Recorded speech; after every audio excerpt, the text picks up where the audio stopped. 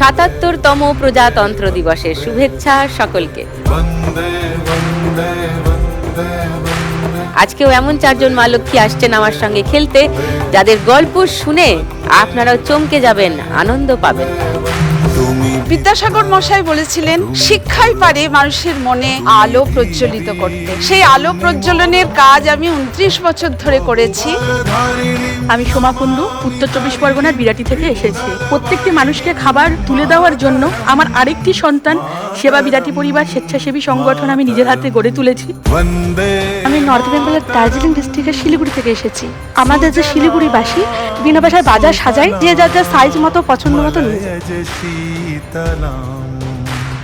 দীপিকা, নমস্কার। নমস্কার দিয়ে আমি সুন্দরবন পাথর প্রতিমা এসেছি।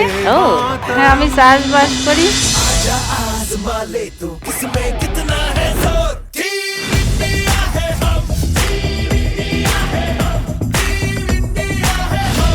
লাখ টাকার লক্ষ্মী লাভ আজ সন্ধে 6টায় সান বাংলায়।